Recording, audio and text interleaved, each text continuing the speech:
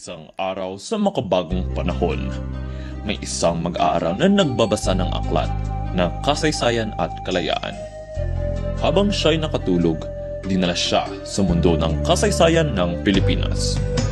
Nasaksihan niya ang payapang pamumuhay ng mga sinuunang Pilipino, ang hirap at sakit na dulot ng kolonisasyon, at ang pagbangon ng mga bayani na lumaban para sa kalayaan.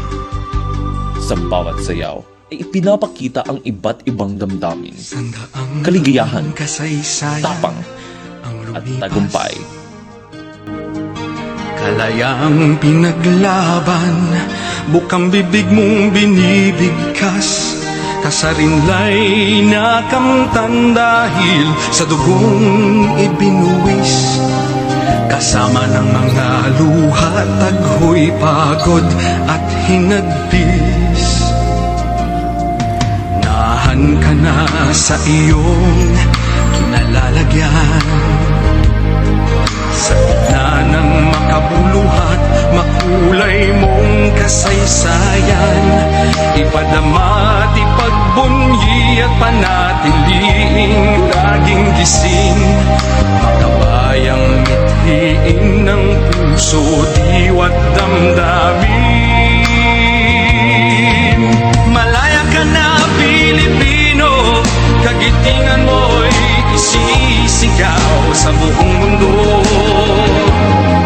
Sa buong mundo, kasarinlan at kalayaan, hinding-hindi pababayaan, taglay ang bagong anyo ng pag-asa.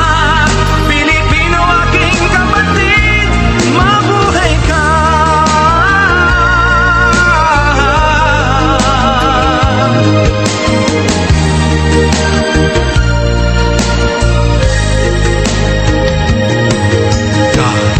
Ngayon samot-saring pakikipaglaban,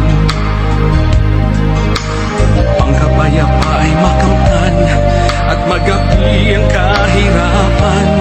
Susulong kang hindi papipigil, hindi iiwas sa hamon ng kaunlaran, lalo kang lumalakas.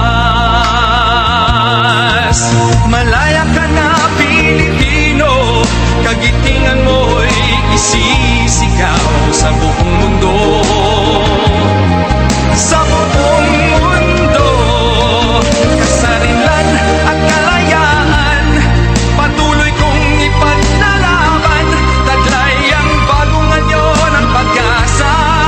Pilipino, aking kaibigan, mabuhay ka.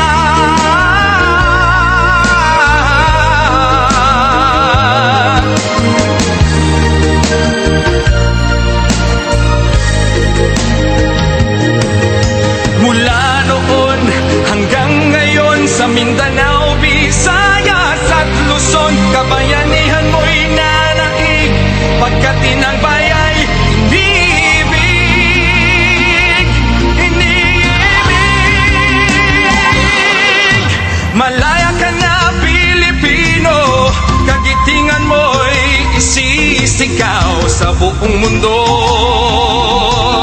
Sa buong mundo, kasarinlan at kalayaan, hinding-hindi pababayaan, taglay ang bagong anyo ng pag-asa.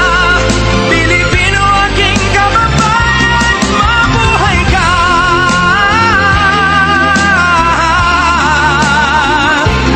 Mabuhay ka.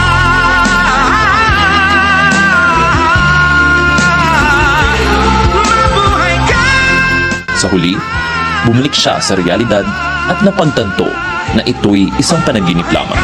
Ngunit, bitbit niya ang makahalagang aral ng katapangan, sakripisyo, at pagmamahal sa bayan. Dala niya ang mga natutunan at handang ipasa ito sa susunod na henerasyon.